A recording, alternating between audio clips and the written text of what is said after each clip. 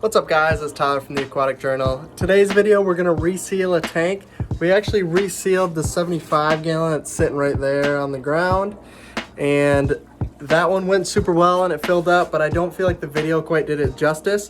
So instead I'm going to refill this 10 gallon tank here that actually sprung a leak on me when I had it on the top of my rack, which was not my best move, but that's what happened. So I'm gonna go through, show you some of my tips and tricks that I used, what worked for me, what didn't work for me, and kind of how I do it. And the first time I tried it, it worked. So honestly, I feel like this is a project that just about anybody that wants to do it probably can do. So I highly recommend, if you're looking to reseal a tank, you found one cheap, you have one that broke a seam on you, to try it for yourself, because I think it's super easy.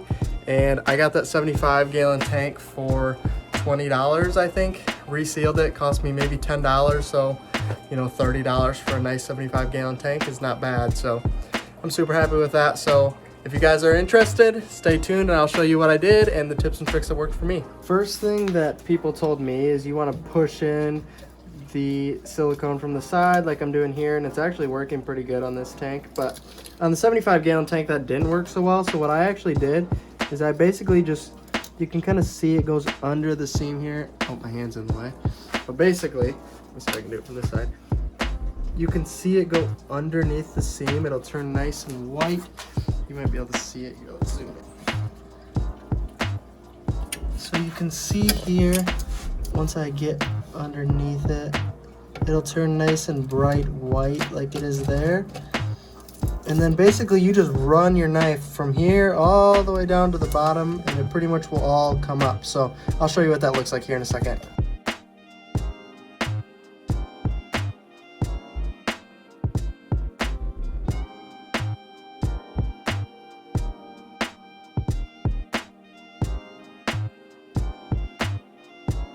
And then from there, you can go ahead and push it to the middle if you want. But basically, it should just kind of come up at this point. So you should just be able to grab it and just kind of peel it out of the corner. If it's not coming up, it means you didn't get a side. So you could, you know, scrape on one side and then scrape on the other side. And like that, you saw it just came up there. So that's what I recommend. And I just throw all the scraps right into the tank.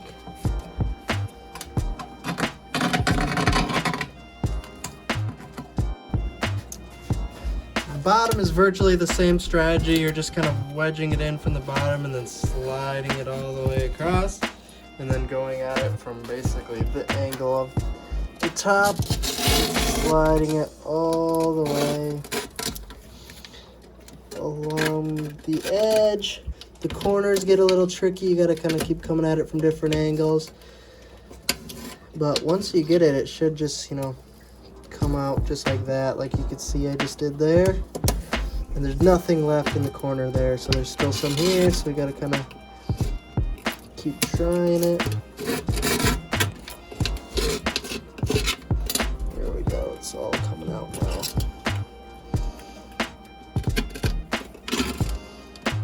And I may need to move the camera to get that corner there. Oh, looks like I got it now.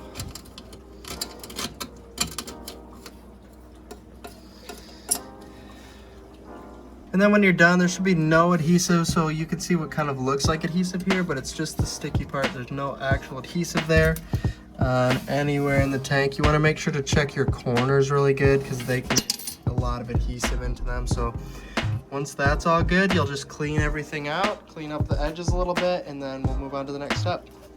The next step is to take rubbing alcohol and just rub down all of the seams. This will loosen up any extra silicone that's in there and just make sure that all the silicone is gone before you move on to the next step.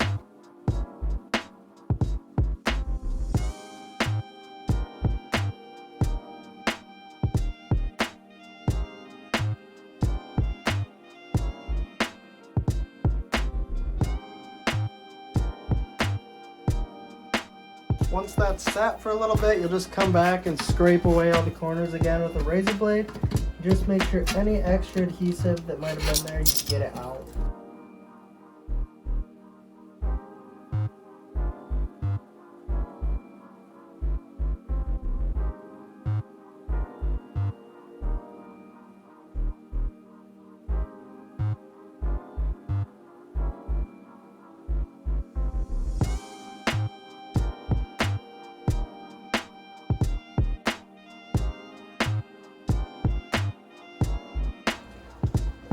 After all the silicone's gone, you're gonna wanna go ahead and tape basically a square around the edge of your tank.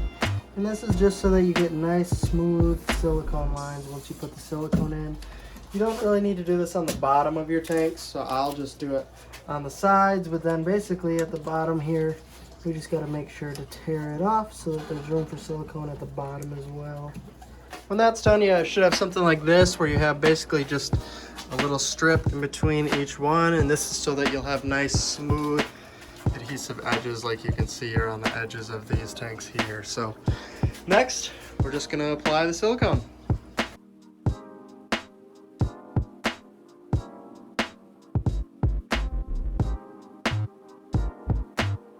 So with this, what you're really looking for is just that it has a continuous bead the whole way and that there's no missing spots of adhesive. You want to cut it pretty wide so you can get a pretty wide bead so you don't have to, you know, squeeze quite so hard.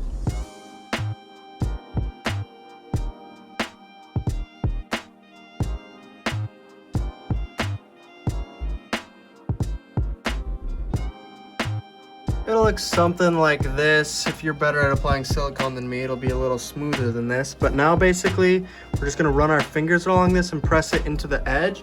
This is one that's hard to explain because you don't really wanna press too hard because then you'll get too thin of a layer, but if you don't press hard enough, you won't get it into the cracks. So this is one more where you just have to get it by feel. You wanna get a nice, big, wide layer, so I always just kind of press so you can still get a nice wide base, but I'm also not taking all the adhesive out when I do this.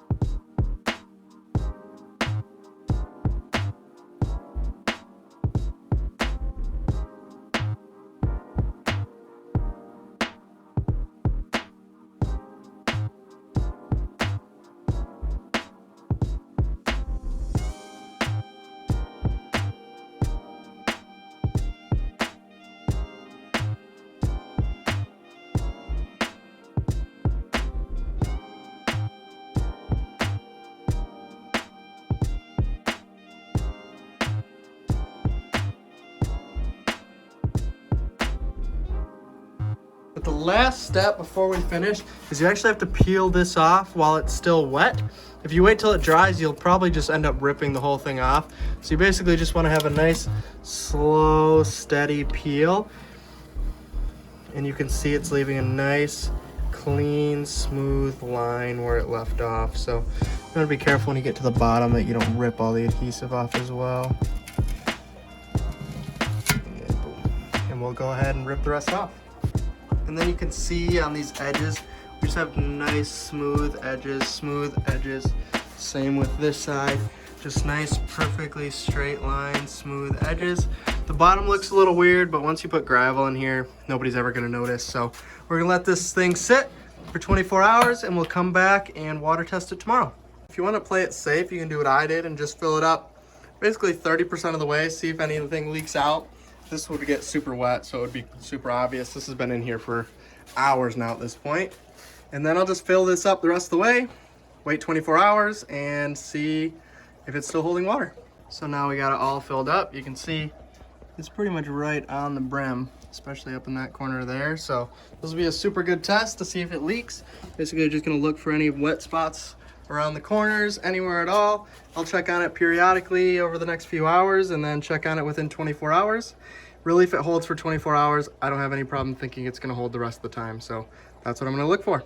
And just like that, guys, it's been 24 hours. And as you can see, well, it's kind of hard to see, but it is still 100% full. So that's super exciting. That 10-gallon is all set. It's gonna be used as probably another quarantine tank or maybe a fry grow out tank. It depends kind of what I have going on in the fish room at the time. As you can see, I have that new grow out tank. This one over here is the quarantine tank. So we got a lot going on already, but that's how you're gonna seal a tank. So you can have extra tanks around. You probably can get unsealed tanks or ones with leaks probably for free or super cheap. Like I said, the 75-gallon tank I think was like 10 bucks, and then I spent another 10 bucks resealing it.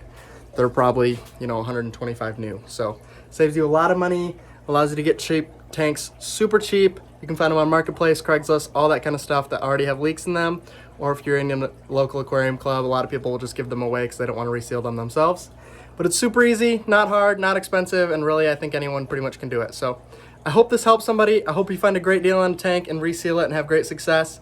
If you do, get a bigger tank than a 10-gallon tank. I highly recommend filling it up outside, not inside, or in your bathtub or somewhere, so that if it does leak, you don't get water all over the place where you're not supposed to. So full disclaimer, don't fill it up inside your house somewhere where you can't get wet. This is in my fish garage, so if it leaks through there, it's probably gonna end up funneling into that tub anyways, which is not a big deal. So that's what I recommend for you guys. If you do get a great deal and reseal a tank, let me know in the comments below. I want to hear about it. We can talk about it on TikTok, Instagram, anywhere like that. Find me there as well. We're posting a lot of content on TikTok lately, so if you want to see what's going on in the fish room all the time, I highly recommend checking me out on TikTok. But thanks for watching, guys, and I'll see you in the next one.